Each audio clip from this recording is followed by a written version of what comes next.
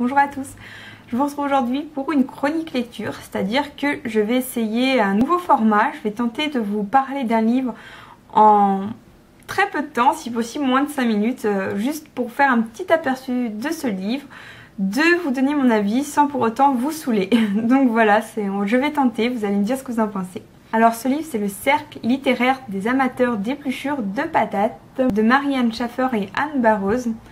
C'est un livre qui est sorti il y a quelques années, donc peut-être que vous n'avez pas vu ce livre et que vous le découvrez aujourd'hui. En tout cas, il a fait beaucoup parler de lui, notamment sur la blogosphère. Beaucoup l'ont lu et beaucoup l'ont apprécié. Du coup, j'étais vraiment curieuse de le découvrir.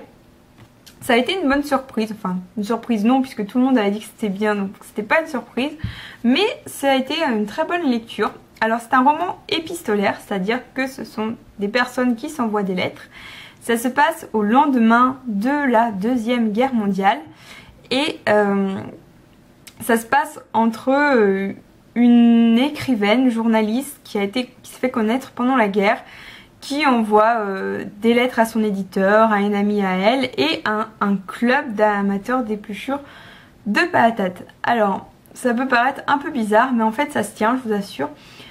En fait c'est un roman qui va mêler à la fois le traumatisme de la Deuxième Guerre mondiale, donc il va avoir un contexte assez dur, assez froid et oui vraiment dur, violent, donc quelque chose de très triste, et en même temps des passages très drôles et un humour constant dans les lettres qui est très intéressant. Donc c'est ce contraste qui m'a vraiment beaucoup plu, puisqu'on va voir d'un côté les horreurs de la guerre sans pour autant tomber dans le livre vraiment le livre pathos, enfin pathos non, mais en tout cas le livre déchirant où on en sort complètement déprimé.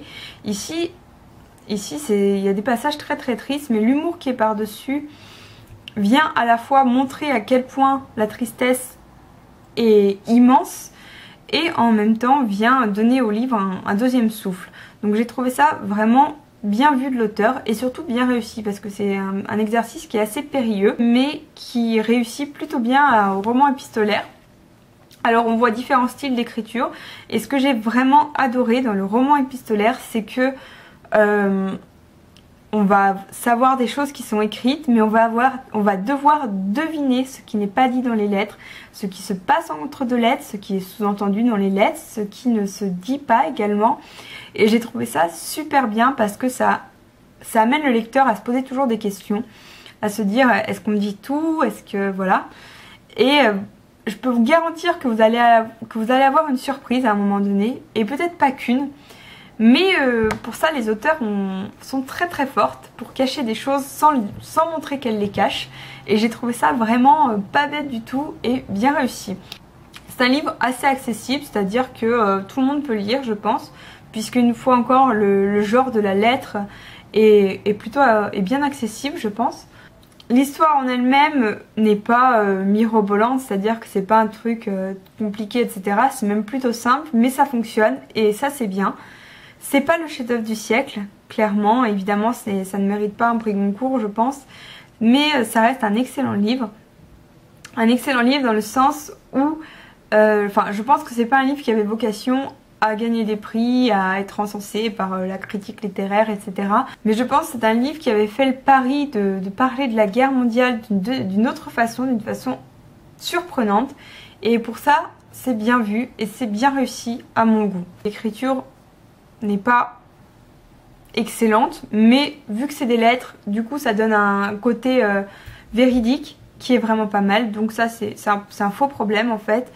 Après il y a quelques clichés, notamment d'humour un petit peu, qui sont présents, il faut bien le dire, notamment concernant l'héroïne qui est belle, nanana, mais bon ça va quoi, c'est pas méchant et ça se prête bien au jeu ici, donc voilà. Donc ce n'est pas un livre forcément excellent, mais ça reste quand même un très bon livre qui se lit très vite et dont on se prend vraiment au jeu. Du coup je le conseille un peu à tout le monde, notamment aux personnes qui étudient la Seconde Guerre mondiale, aux personnes qui s'intéressent à cette période et surtout ceux qui s'intéressent au traumatisme de la guerre, puisque c'est vraiment ce qu'on va trouver ici, puisque ça ne se passe pas vraiment pendant la guerre, ça se passe juste après. Voilà, donc j'espère que ce nouveau format vous a plu. J'espère que du coup j'en dis peut-être pas assez, mais le truc c'est de pas vous en dire trop pour vous donner quand même envie de le lire, puisqu'il en vaut la peine pour le coup. Ça peut être un très beau cadeau de Noël, d'ailleurs je l'ai mis dans ma vidéo conseil pour Noël, je sais pas si vous l'avez vu ou si elle est déjà en ligne, enfin bref. Voilà, donc j'espère que ça vous a plu, je vous souhaite une très bonne journée et je vous dis à très bientôt. Salut!